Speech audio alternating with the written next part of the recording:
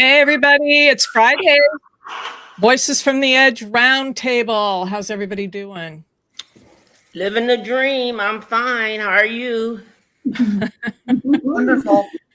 The end of another crazy week. Yep. So, today, if we look at our topics, first of all, everybody in the chat, welcome.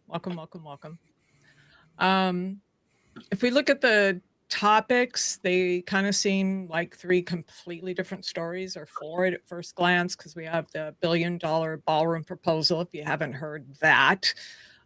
Fears surrounding this Hantavirus. We have some strict rules around gun laws in Colorado, and then, of course, the remapping in Tennessee. But underneath all of those, I always look for what brings them together. It's really about what are we prioritizing in America right now, or what is being prioritized for us? Because it's not for us, clearly. Where is our money going? What is anything being put in place to help Americans, to help us? Who's being protected? Ordinary Americans, I think we feel like that our concerns are no longer the center of the conversation, much less what's happening in our country. It's like we're not even here. So when we look at everything politically, socially, emotionally, it's like, hey, government, this is supposed to be of the people, by the people, for the people. What the hell's going on? Yeah. And it was interesting because I saw a post today, and I may pull it up, where someone was pointing that out. It's like, I'm sorry, we can't feed hungry children lunches in schools, but we can pay $1 billion for a ballroom. We can't pay for Medicaid, but we can have $1 billion for a ballroom. And then how many millions and billions we're spending on this war or excursion. So those are the things we're going to talk about today. And then we're going to end it on a happy note because we're going into Mother's Day, and we don't want to forget that. So let's start with one of my favorite people to listen to, and that's Heather Cox Richardson. She is always the voice of reason to me. She's the history professor, and she just lays everything out in a rational, very calm way.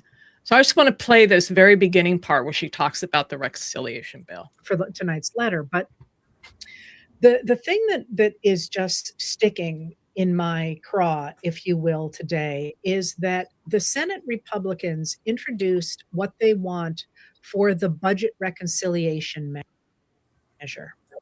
Now,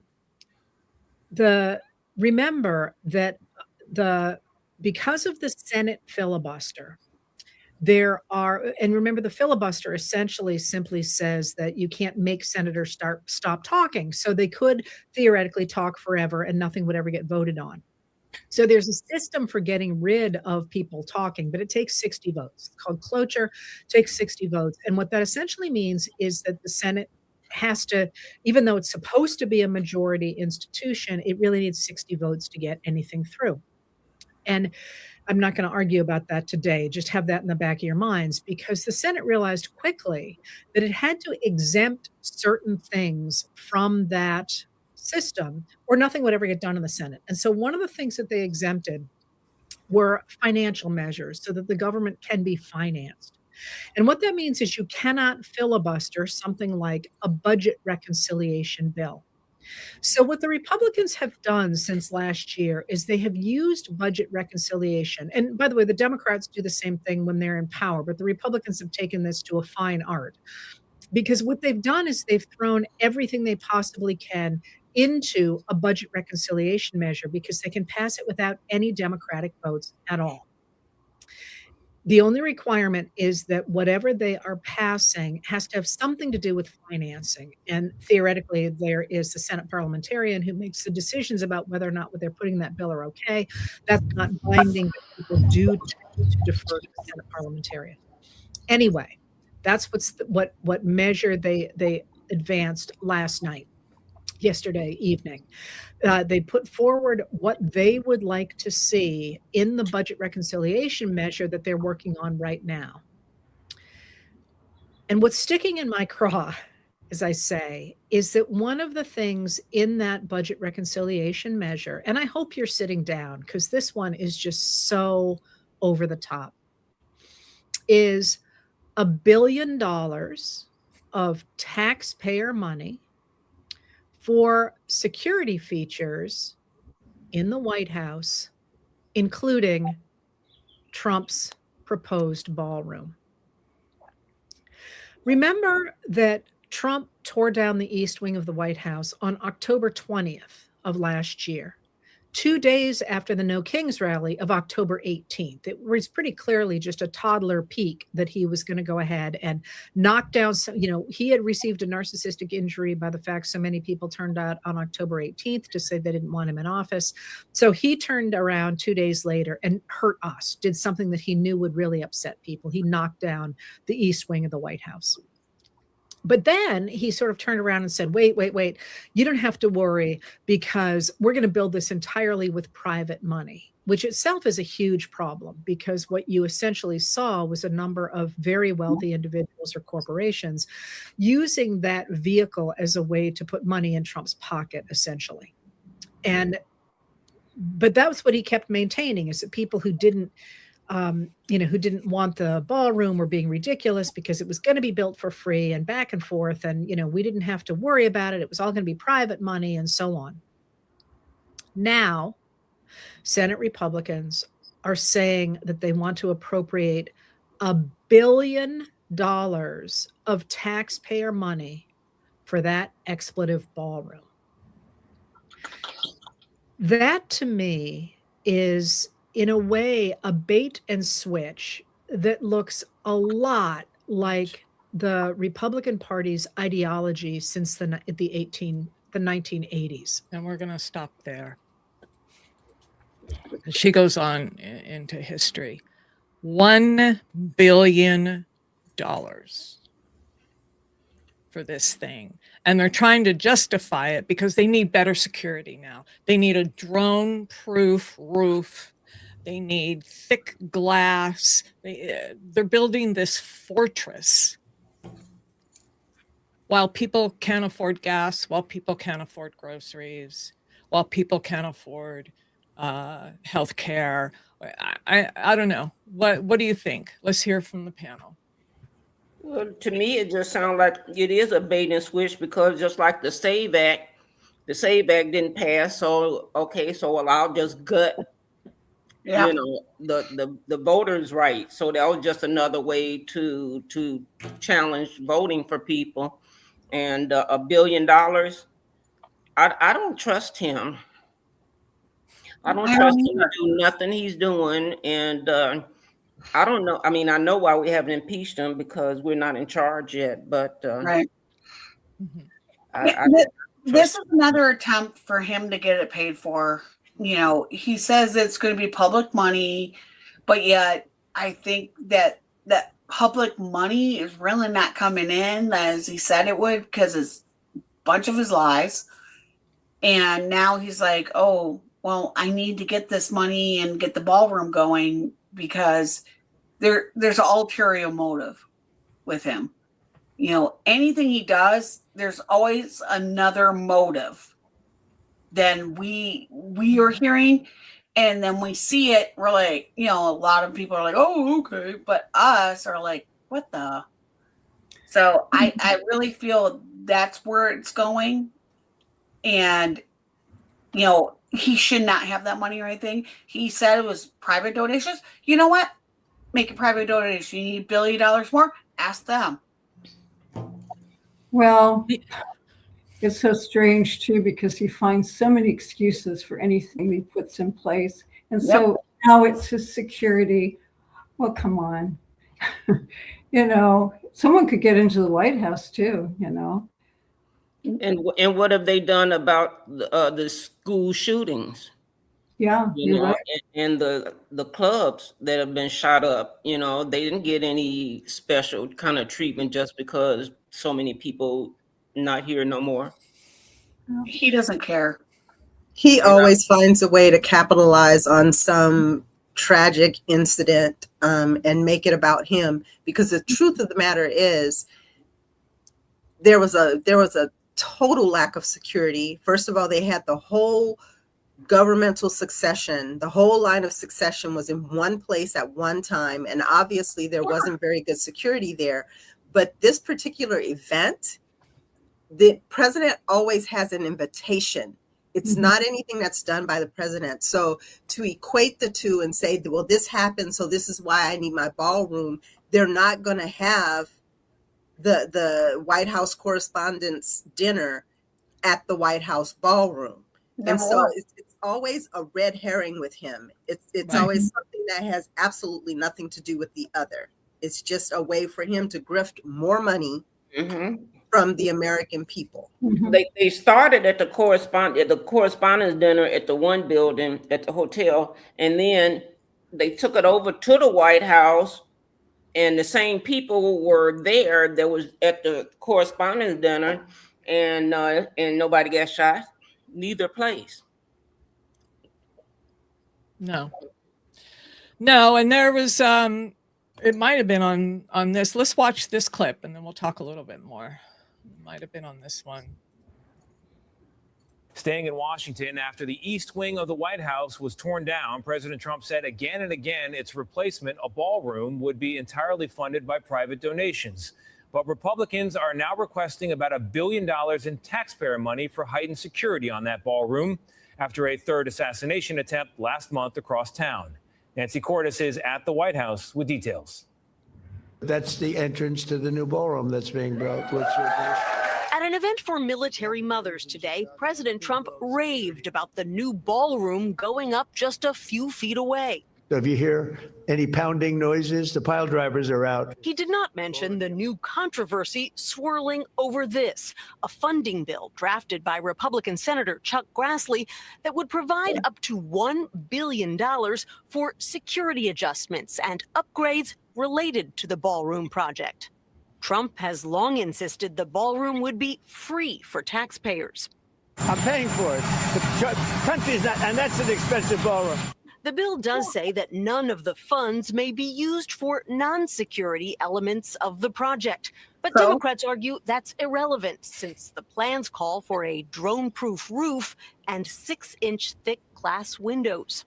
Look, American people are struggling, can't afford gas, can't afford groceries. They don't need to be paying for Donald Trump's golden ballroom. I am the real Barack Obama. In an interview with Stephen Colbert, former President Barack Obama argued Trump is trampling on long-held norms. The White House shouldn't be able to direct the Attorney General to go around prosecuting whoever the president wants to prosecute. What's your response? CBS's Camilo Montoya Galvez asked the Attorney General, Todd Blanche, about Obama's comments today. There's something extraordinarily rich about a Democrat suggesting that this administration is charging our political adversaries. I mean, first of all, we're not. Blanche was Trump's personal attorney before he joined the department. Yeah. He did not say that. They boldly say the richest bullshit. Just Oh my God. I'm but like, you know what's horrible about that? They're always going to get up and lie, but then the reporter just sits there and leaves that just sitting there without any pushback or a follow-up question or anything. It just infuriates me that these people are platformed. It's state TV at this point. We don't have any sort of real journalism going on. Not in traditional media, a little bit. Traditional media, but we have to rely on independent. and right? guys, remember, Blanche is an attorney. He has to have he has pledged an ethical oath to get his bar license. And any new attorney comes in, they have to swear. He's going to lose That his is license. totally violating his ethical oath, with lying. They're all going to lose their licenses. I hope that he has a good backup career. Yeah, I hope Why so. wasn't his ear damaged when he got shot in the ear? Yeah. He just got right back up. I think it was just a blood pill that he had by his ear, and he burst it. And like I said, and then he didn't get shot at the correspondence dinner. Nobody shot him. This man it's all fake. Everything about him is fake. He's a liar. He lied more than 30,000 times when he was in office the first time. Mm-hmm. And all he does is continue to lie. I want him to go. Me too. Me too. Yeah. Yeah. But we also heard him in that clip. I'm going to pay for it. Yeah, I'm going to pay for it. Mexico was going to pay for the wall. Well, he can afford it with all the money he's grifted. Yeah, no kidding. Okay. But we all know, based on what they said, right? So they want a drone-proof roof, 6-inch thick glass. They didn't mention the bunker that they're building underneath. This is in preparation. What do you think this is in preparation? You know what it's in preparation for, because he's not going to win, and he's going to hide in there, and he won't come out. He's going to be like a little 2-year-old kid. I'm not coming out. Yep. Oh, you better get a lot of McDonald's hamburgers. And you know that He's going to put food down there to last him 10 years, I bet you. I bet. But here's the sad thing. It's all because he does not want to go to jail from his conviction, the 34 count convictions in New York State.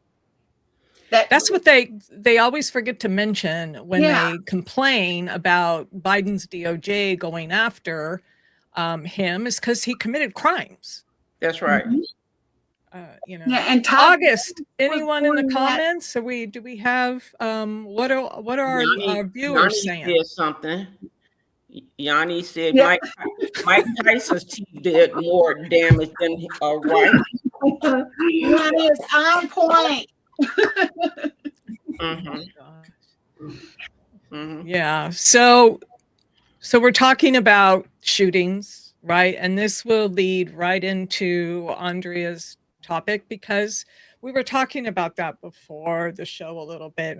What are they doing to protect our schools? What are they doing to protect our children? They're doing nothing, but they will protect this man until the cows come home with our money. So, Andrea, I'm going to turn it over to you. Okay. I thought we was going to talk about children. Well, first of all, I want to talk about Colorado. And I don't know if anybody's heard that Colorado has new restrictive gun laws, in which we needed new gun laws. And the first thing, if you can, I wanted to play that video. Okay. This one, right? Yes. At least that one who will stand up from the beginning. He's just handed us a rallying cry. This fight is far from over. Back a little, we're playing for keep. Colorado. Yeah, just a little bit back. A little more. There, it should be okay. Okay. Republican congressional members among those lobbying the governor, Michael, they say the new law is unconstitutional. Supporters say it's common sense and will make Colorado safer for everyone. We have been able to add to the safety of each and every Coloradan. For Senator Tom Sullivan, the new law is a shining light in a long, dark journey that began when his son Alex was murdered in the Aurora Theater shooting. My family made the decision that we would not be silent or indivisible. We would speak out and be present for all those who have been impacted by the public health crisis that is gun violence. He's helped pass nearly 24 gun laws, although not as far as Sullivan wanted. The original version banned so-called assault weapons. Governor Polis negotiated several amendments, including an exemption for those who agreed to an extensive vetting process. We can make sure that people who choose to buy guns, first of all, are able to choose the gun they want. but also that they're properly trained. But the new law limits who qualifies for training. Individuals would need to pass a background check and receive an eligibility card from their county sheriff, who could deny it if they believed the person was a danger. Those eligible for training would need to pass a 12-hour course certified by Colorado Parks and Wildlife, unless they have hunter's training. And then it would be 4 hours. Their names would go into a state database, allowing them to purchase a gun after passing another background check. This is going to put firearm ownership out of reach for a lot of those people. Huey Laugesen with the Colorado State Shooting Association says the expense associated with obtaining a permit, training, and background checks infringes on people's constitutional right to keep and bear arms. The Shooting Association plans to sue. Polis might think he's scoring points with the anti-gun crowd, but as far as we're concerned, he's just handed us a rallying cry. This fight is far from over, and we're playing for keeps. So is Sullivan. There is more to do, and I will always be at least that one who will stand up and be heard when it comes to taking action against the public health crisis that is gun violence. Okay. Okay. Now, in Denver, Colorado, they have banned AR-15s and AK-47 assault weapons, and the reason they banning them is because they said they don't need a gun that shoots 60 rounds in a minute. We don't need guns that you can kill 60 people in a matter of a minute. But they're saying we need them, and it's actually Donald Trump that wants them to repeal that, because what they're really trying to do is get ICE in there. They want ICE to go to Colorado. And as of May 2026, Colorado has enacted significant new restrictions on semi-automatic firearms and is facing federal lawsuits over local bans and state-level magazine restrictions.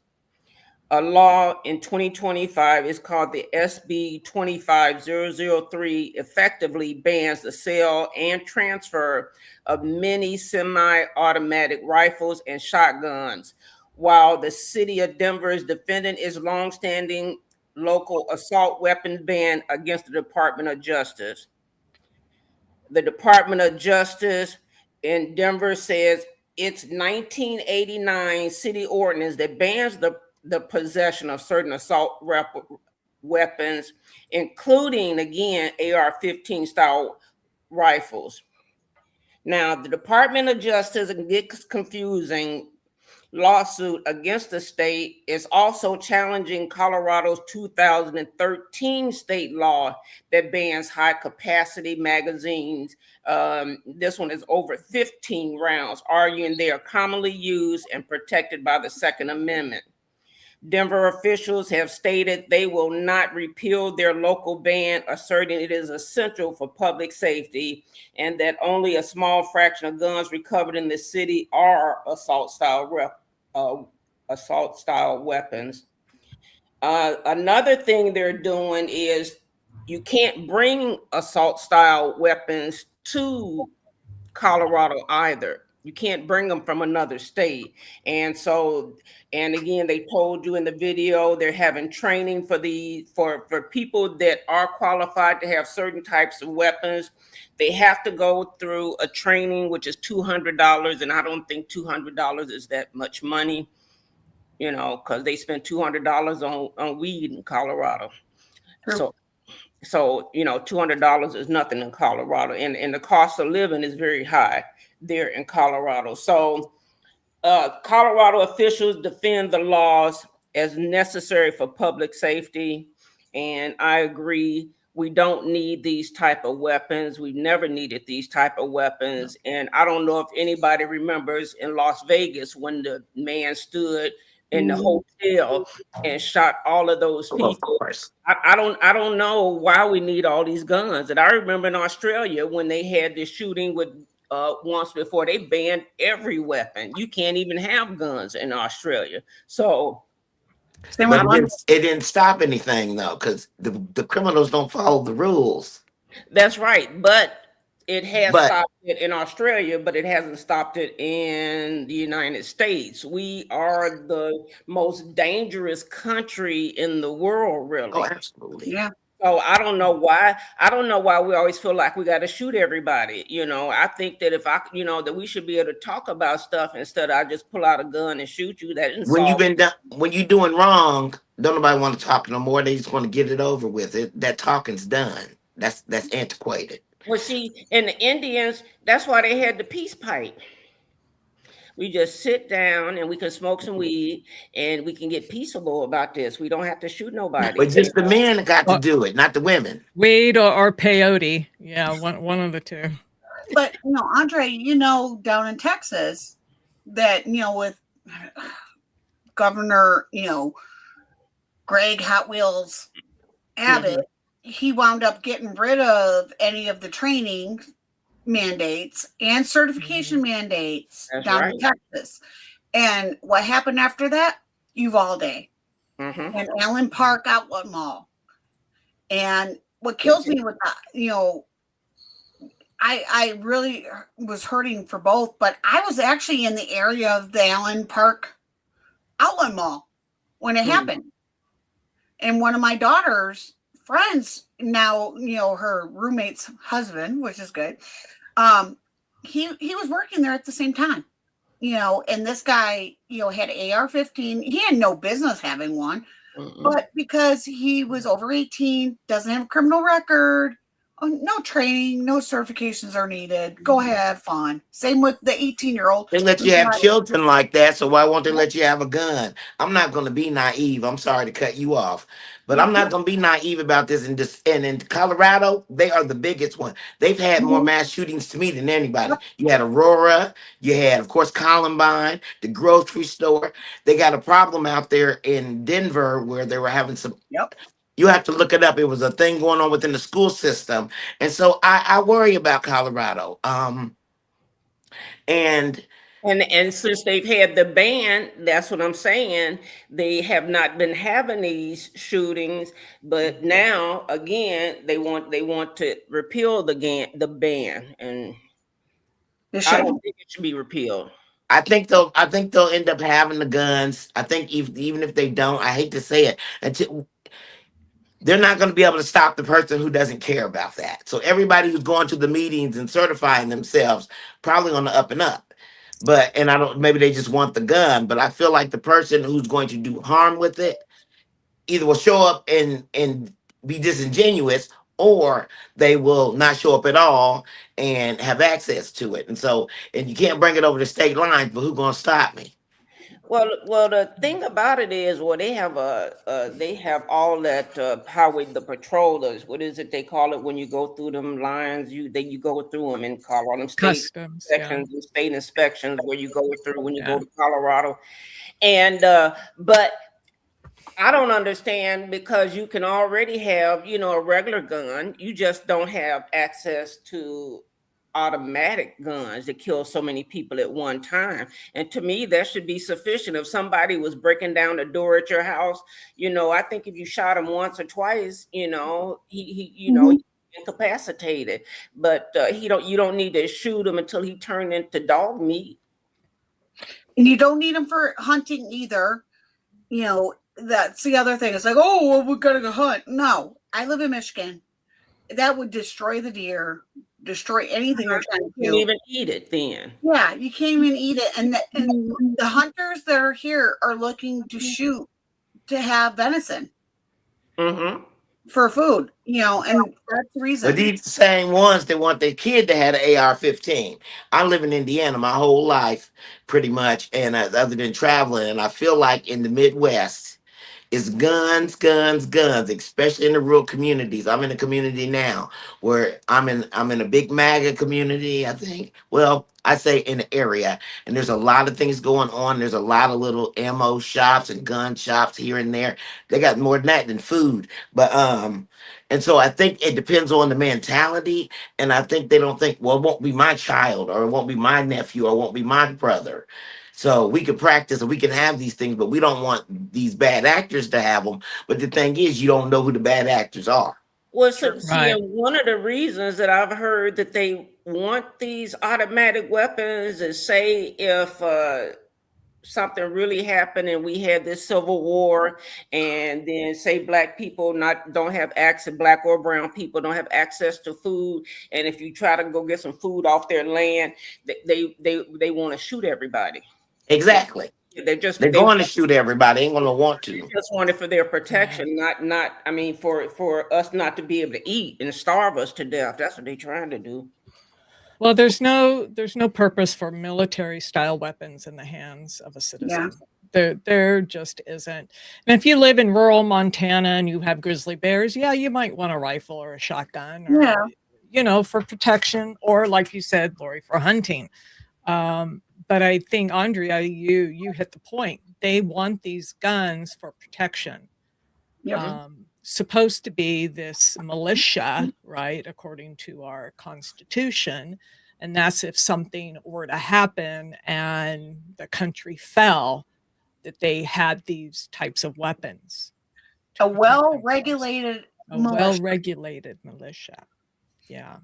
I remember those words very distinctly. So, but who are the people that keep getting shot? Us. Our kids. Mm-hmm.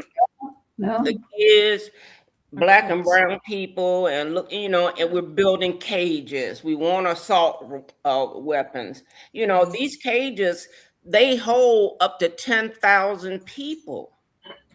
This is making no sense that in every state, and that's what the complaint has been about too in a lot of cities, is why do we need this facility for 10,000 people?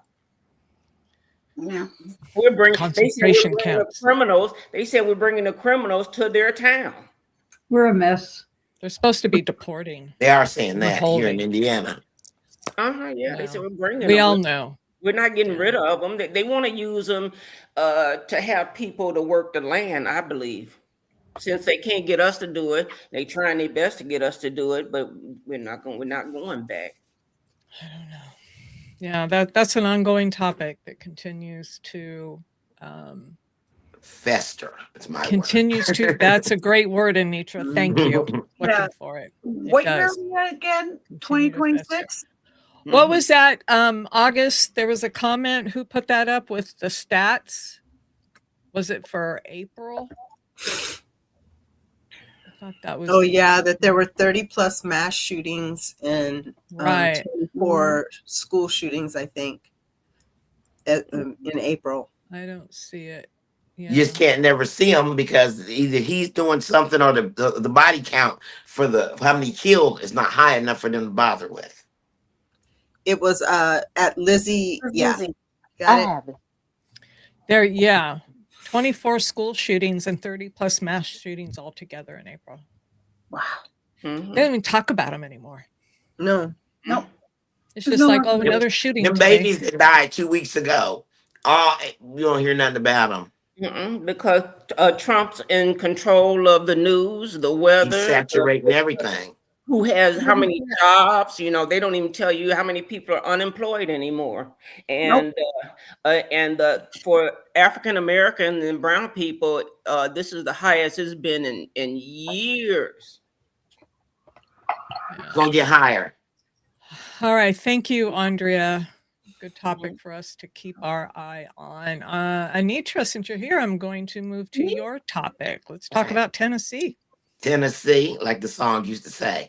So, of course, we know what the Supreme Court did a couple weeks ago now. I'm sorry, my timeline might be off with the Voters Act and how they basically the gerrymandering and they changed it in Louisiana, which made, to me, emboldened the other states. So Tennessee said, "Oh, we're going to erase this map and we're going to do another one in a special session." And so, to break up, because they have really one main voter vote in the Memphis area, and it carries a lot of the brown and inner city and black votes, and it's the main one in Tennessee, but they're splitting it against 2 counties, and so they can split the vote. And it's all in an effort for Donald Trump to basically gerrymander himself into a better position for the midterms. And people aren't having it. And so I have some video of some people resisting, and I applaud them. Let's watch. Is this the one? Yes, ma'am. Did you want to start from the beginning here? Yes, ma'am. Okay. Thank you, Speaker. I yield 5 minutes to Representative Greg Martin. Representative Martin, you're recognized. Thank you, Mr. Speaker.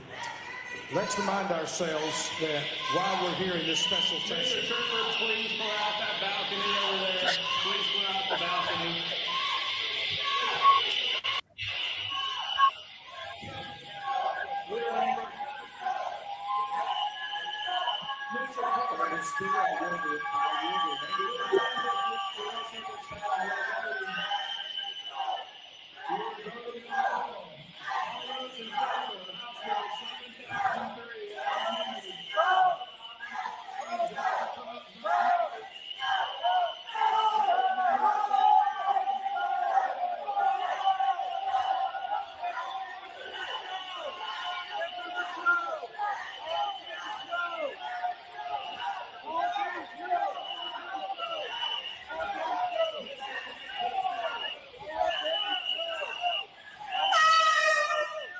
It's a lot.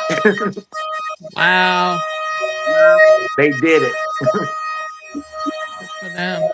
I love that. I love it too. It gave me inspiration. Yeah. People They are fed serious up. about People aren't taking it anymore. And you can stop it if you want, but Okay. it goes on and on. And Yeah, they but continue to yes. shout, and they continue to shout, and then as they're leaving the they did pass their little stinky bill, and as they're leaving the I don't call it the Capitol? where they make the bills at, the room. They're coming out, and the people are out there, and they got the horns and the whistles, and they're yelling, "Shame, shame!" We'll say pedophiles. We'll say files. And they're yelling protectors, and they keep going one at a time. And some of the congressmen are like, "Hey, oh," making faces and stuff like it's a cute thing. Some of them look like they're shamed, but they did it, and they just. But I have to say, they really got rowdy without hurting anyone. And they showed them they're not going to stand it. And even though it's happened, that doesn't mean that it has to continue to happen. Doesn't mean people shouldn't fight. But we're going backwards, and it's going to really hurt a lot of our agendas going forward, because they're going to gerrymander themselves out of it thanks to the Supreme Court. And I'm ashamed. I'm really ashamed of them right now. I am too. Yeah. A little heartbroken. And the way I ain't to going fight to back? lie. The way to Yeah, fight and- back. What I'm doing right vote. now, and what I do Right. every day Yeah. when I'm out there in the streets. Yeah. And vote. And vote. And vote. We have to vote. We have to vote like we've never voted in our lives. Yeah. I mean, because we're voting for our lives this midterms. You know, there were already Americans in the United States when the white people decided to come to the United States. And I wanted to know, I wonder what made them come to the United States. You know, did they get a memo or email or something, even though they didn't have them then, that they said, let's go take over the United States? I seem to disconnect it with what made them, because it says, give me your old, your tired. What is the low? You missing a whole section, Miss Andrea. They had to go looking for some land, and they saw it, and they said, "Oh, we're gonna stop over here." And they stopped at Cuba, then Haiti. Then they was like, "Oh, here's a big man, and it's got." Yeah, but that's what I'm trees and saying. stuff. But then they came and violently wanted to take it away, just like they're still trying to uphold that, is what I'm saying. And Well, you know, They are. Well, it I think wasn't in the some cases, though. diplomats. I'm sorry. Go ahead, August. It wasn't the diplomats that was exploring and coming out. It was the rebels. It was those that were in trouble in the British colonies that got on a ship and was, exploring to try to find new land. They saw the indigenous people and indicated that, oh, well, we'll just own this. We'll just take this. They didn't do it at first because they had bitter weather and they didn't know the lay of the land, and most of their people were sick. I could sit down and do a history class with you, Right. but just to And give you it should a be heads talked up. about more, because I think a lot of people are disconnected between how to, why did they leave Europe to come over here just to, kill all of us? Some were sent here. Yeah. So there And were some was people who good were for sent India here and thought they found. and Australia, right? Yes. So this was kind of deemed as a place that you were, abolish to. You were sent to these places, and then other people And explored. then they had arrows and they had guns, and they was like, "Wait a minute, hey, Yeah. these But move also faster." remember too, like once we had everyone here, a lot of Republicans wanted to abolish, like get rid of our history and sort of like with slavery and how we really treated the Native Americans. And they just want to say, oh, we found this land. It's ours now. Yeah, they did I that live in a with the town that is Union of named after a. Santa Maria, and I understand that, but I don't think a lot of people hear that part of it, and that's because they have banned books and especially for people that are, say, 50 and younger. Yeah, they need to look up a map of Native American tribes in the Americas before the United States was established. This land was occupied. It was. My hometown and the towns by it are named after chiefs of Native American tribes. We have a state park in my hometown called Mounds, and it's got the burial grounds. And you find sometimes, often when they're doing some kind of excavation or something with land, they will find a Native American body. Within the last, I'm gonna say, 10 years, they found one like by this little corner I used to be on all the time, walking around, and you never would know. And they find the arrowheads and all that, so they knew they were there. And they have these names, but it's like, well, what happened to all the people that went with those people? Because they're not here no more. And what's interesting is I live in a very red state. It is red, except for a couple spots. And the very people who love those grounds so much would kill them now, most of them, and they don't even realize it. And the other one, or either marginalize them. And then they said, and they, you know, you hide at the Mexican restaurant, you hide on Cinco de Mayo, but you don't want them at your house unless they work it. How about that? Yeah. Plus, people don't realize how much Mexico. Well, that's what I'm saying. Mexico used to be a lot bigger. And where I used to live before I came here, a lot of the burial sites, they just built over them so that you didn't know that people actually existed here before. And like I said, we either have to teach our kids or I don't know how to get it back in the schools, because they, in Texas, they took it from all the colleges, they took it from all the high schools, they took it from the elementary schools. You can't teach any Black history. They took it out of the advanced learning. You can't even have you can't even be going for your master's and get African American studies. I left this comment up because they want the history books to start with Columbus discovering America. Amerigo Vespucci was the one that stumbled upon America. So let's just make sure we're all in agreement. Thank you, Yanni. Absolutely. Mo, you were wanting to say.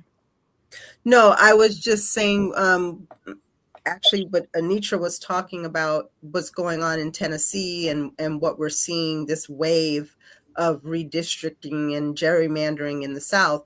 Well, the original thing that we're talking about, they did it with violence.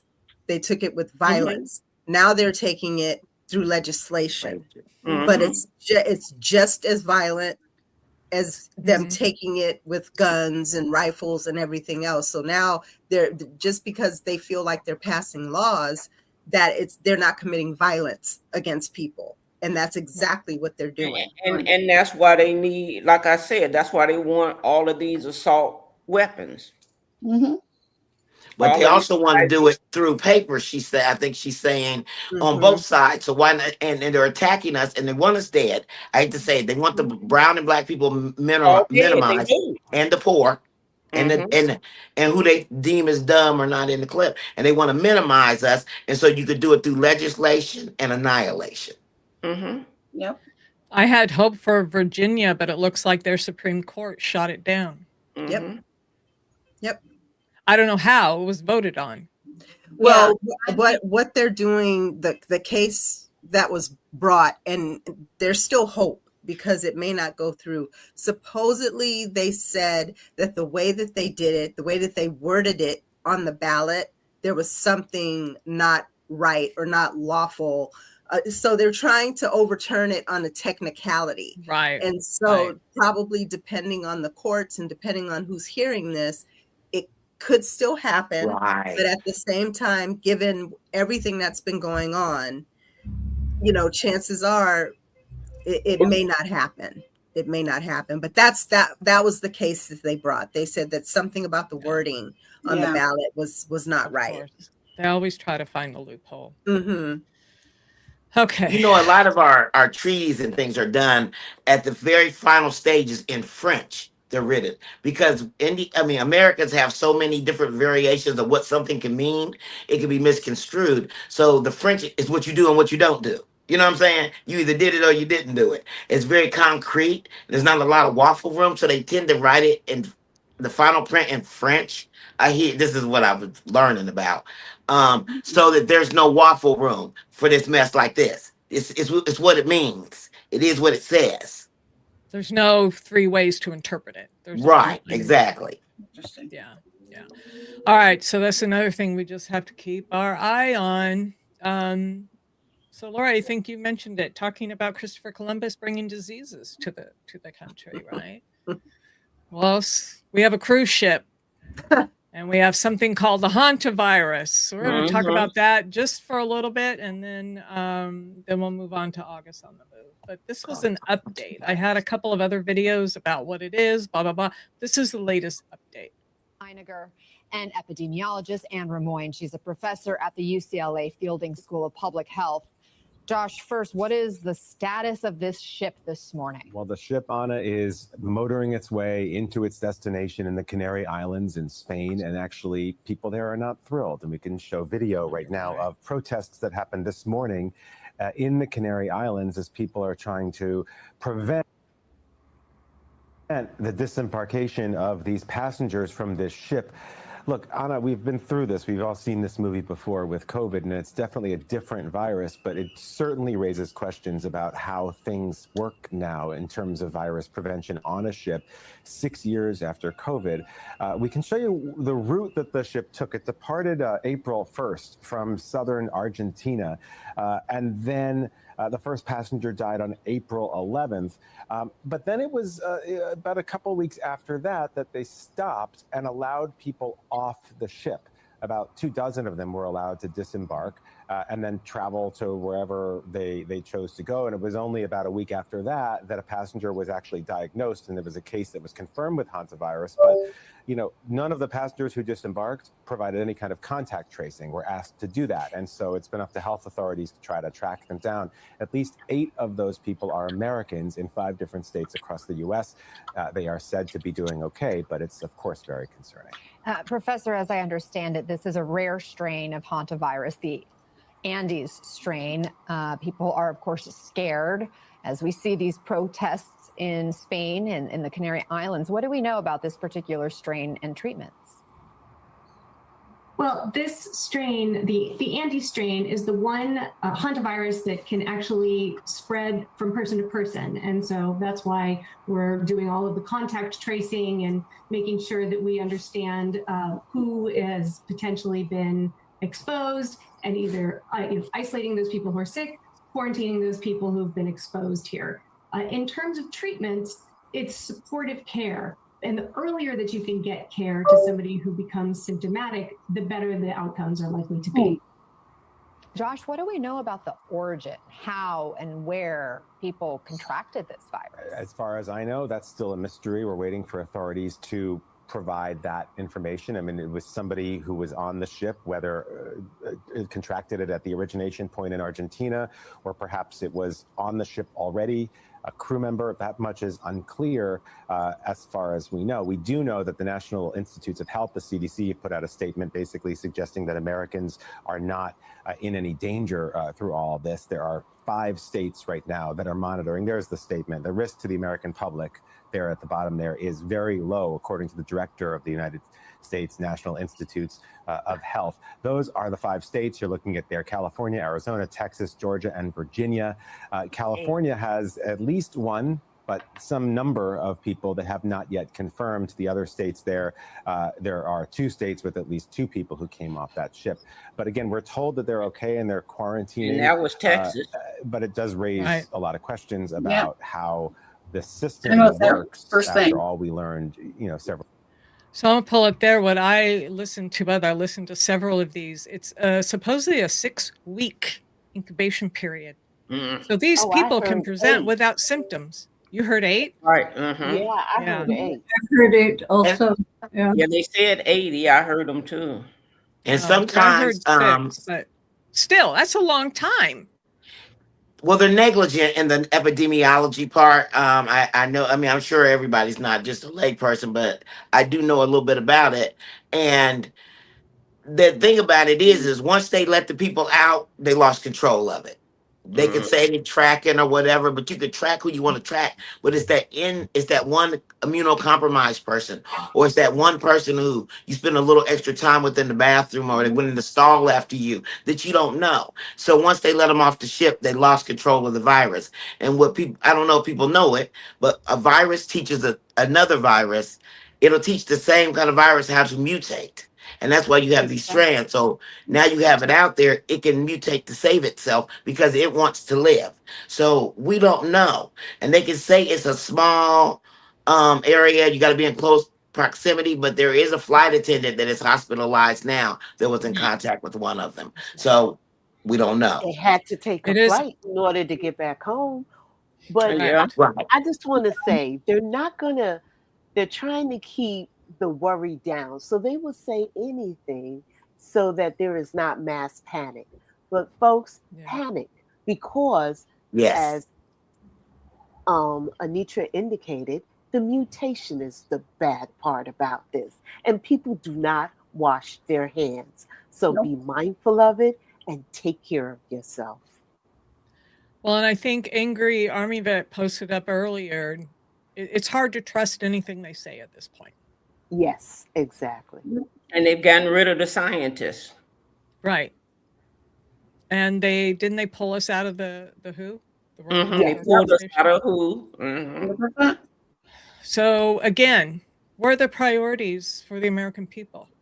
And that's how all of this information that I'm talking about, that's how it gets all lost, is because people die off and don't pass the information on to their, their ancestors, to their family, to their people that's coming. On my way home from work this morning, I was listening to radio, and I was feeling kind of dismayed. And I was listening to like some podcasts, different things, and all of a sudden, my radio switched over to my music, and it was Michael Jackson. They don't really care about us, and I just rocked out to it. I cranked it up. Wow! They kicked me, and I was like, "You daggone right!" And I started it again, and I came, and I thought, man, it kind of energized me, but I thought, my heart's broken. I don't usually say that, but my heart is broken by the United States. It's not just that. It's not about country. It's about, this is just my home. I don't know any place else. This is what we try to do. We're just trying to live and be the best that we can for each other. And if you're bigoted or you got a problem, stay in your house and stay in your lane. But don't bring it to me, because when you bring it to me, I'm going to bring it back, and I'm going to bring it with more energy. So that's that. Absolutely. All right, so we got to keep our eye now on another bug. So let's go ahead. We're getting close here, so I want to make sure that we go to August on the Move. What you got for us today, August? Hey, sweet people. we are going to switch gears. We're going to lighten it up, but also we're going to get that tissue box because it is Mother's Day weekend. And we want to make sure that we are celebrating mothers from August on the Move and We the People. We want to ensure that you know how much we love you. So let's start off with our old president, President Barack Obama. He's celebrating his mom. Let's see how he's celebrating her.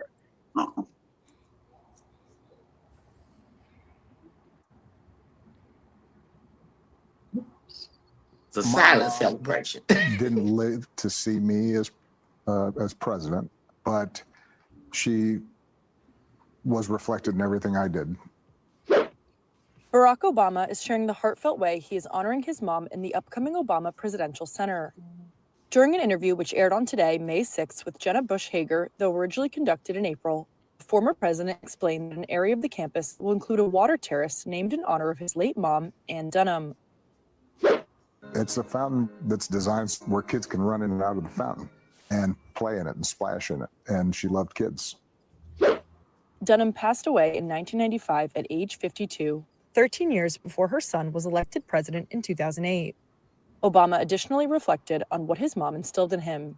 You know, my mom did live to see me as president, but she was reflected in everything I did as president because she was a kind person, somebody who believed in doing things for other folks and not just thinking for yourself. A lot of those values of respecting people, regardless of their backgrounds, and listening to them and learning from them, I learned from her. Important to being able to sit there, maybe not right during the opening because it'll be really packed, but maybe 20 years from now where people won't know, I can sneak over there and just sit there and watch some kids run through some water on a nice summer day, and I know that would make her happy.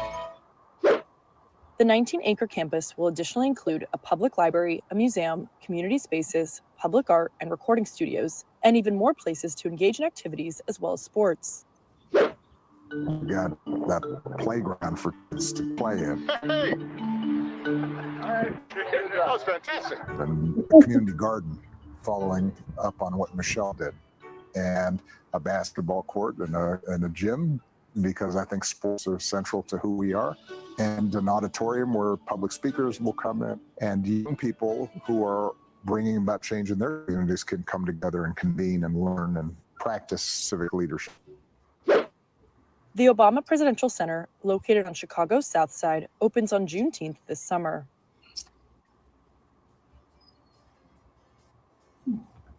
I love that. It So looks let's beautiful. think about that. Let's think about that, guys. He didn't say that he's putting his name on it in big, bright letters. He's not putting his face on it. He's thinking about the kids. He's thinking about his mom. He's dedicating it to others, not to himself. Go ahead, Kimmy. What were you saying? No, I said No, it looks beautiful. I was saying it looks, I was watching earlier with his interview with Colbert, and they were showing a little bit. It looks beautiful. I would love to go see it. Yeah. Yeah, I went ahead and became a founding member, but unfortunately I won't be able to get out there for the opening. But I am definite. That's on my bucket list. I'm planning on going to see that. Guys. Yeah. I'll go to Chicago. Hey, let's go. Next trip. Sounds like it's another trip. Okay. Go ahead. Well, I have more for you, you guys. I'm not finished with you yet. We have another tribute. It is a silent one. Here you go, moms.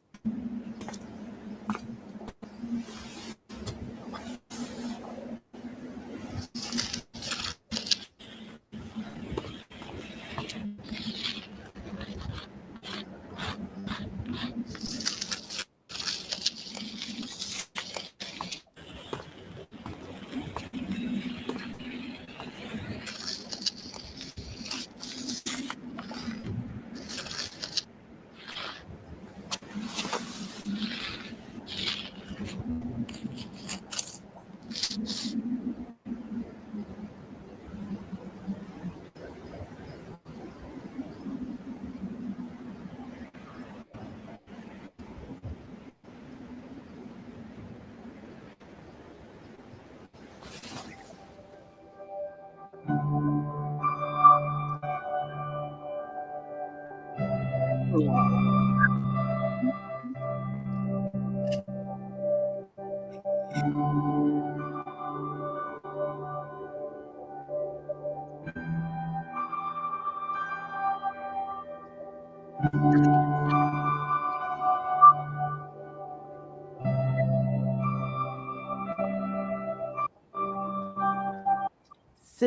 How beautiful is beautiful. It's so beautiful. How Oh my beautiful goodness. is I that? want to cuddle now. I want to Yeah.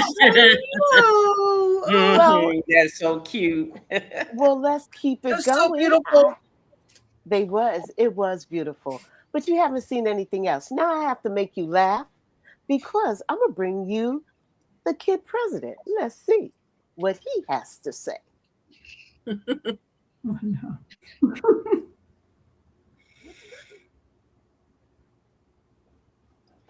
Did it come to stage yet? No? Not yet. Yeah. There it is. All right, it's coming up.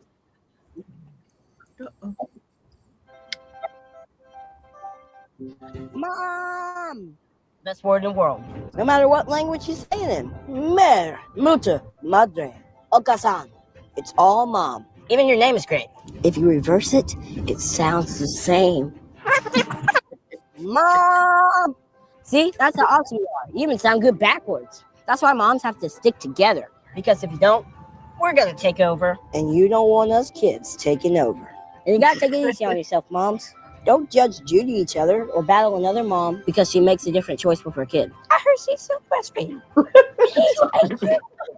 That's just gross. You gotta have each other's backs, moms. Don't talk bad about another mom. Be confident. Don't compare yourself to anyone. Come on, isn't that what you're always telling us? Because being a mom is tough. Whether you're a working mom or a stay-at-home mom or a working stay-at-home mom, that's hard.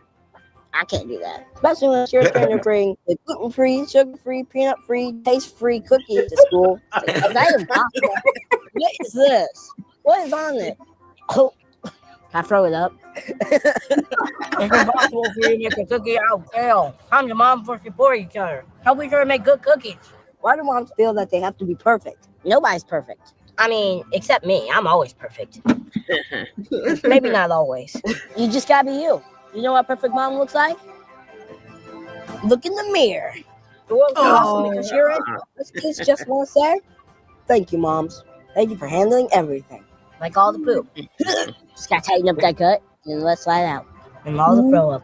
And all the dirty diapers. Baby, baby, baby. Oh, thank you for your love. Thank you for your hugs. Thank you for your smiles. And thank you for your incredible momness. Yeah, momness. That's a word. Look it up. So listen up, moms. Without moms, what would be a bad, sad place? Thank you for making us feel special every day, for showing up every day, and for making everything better. So moms, keep mommying, because the world needs you moms more than ever. Now let's mom dance. Hey! Hey! Hey! Yeah?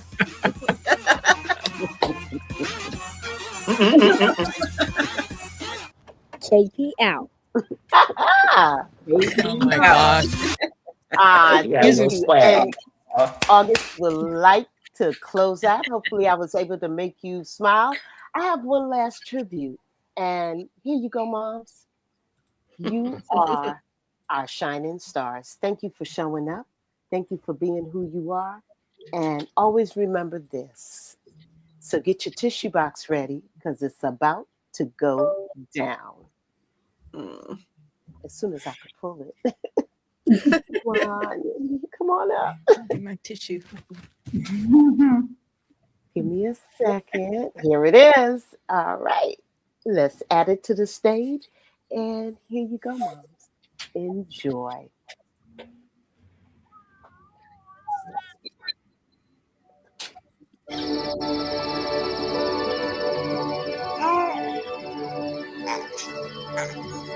I love you forever.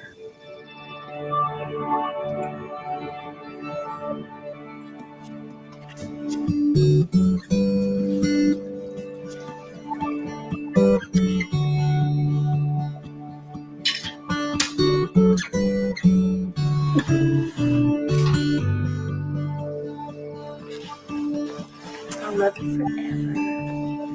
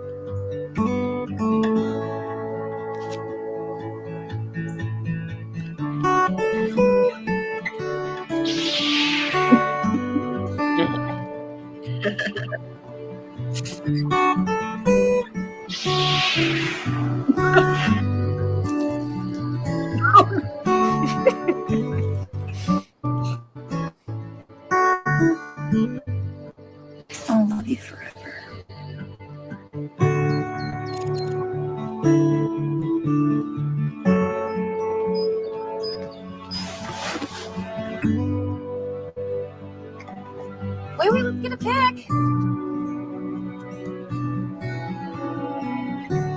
I got a better idea.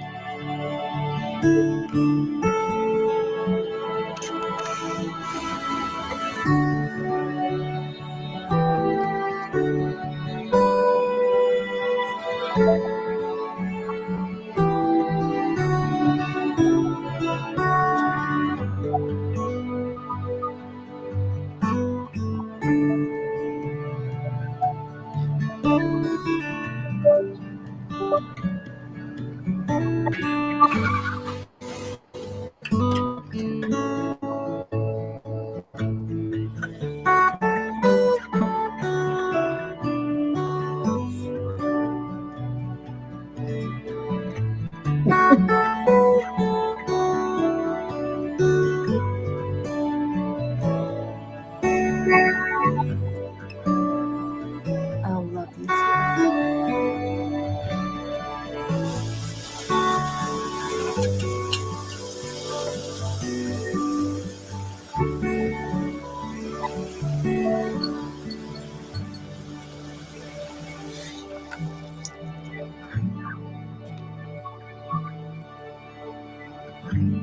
Hello?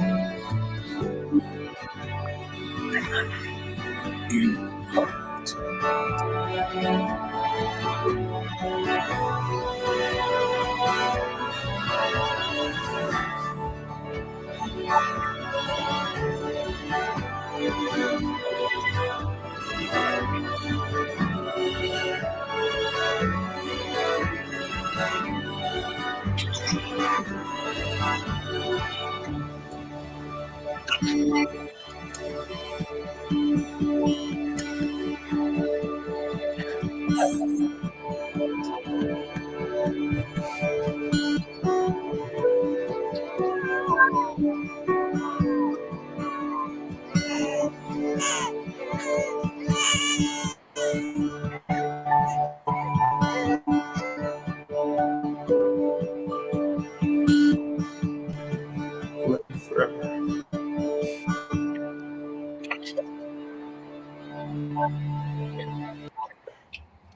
This Mother's Wow. Day, remember to love her forever. And from my house to yours, from we the people to yours, we will love you forever. Thank you, mothers, for standing up, being in that fight, and loving us forever. Back over to you, Kim. Thank you, August. That one hit home for me. I have 2 boys. Yeah. So yes, absolutely. Thank you. Happy Mother's Day to all of our mothers out there, grandmothers and aunties who step in as mothers. Miss Maureen. So there's nothing, yeah. Gee, I'm speechless after that. You didn't shut us down, August.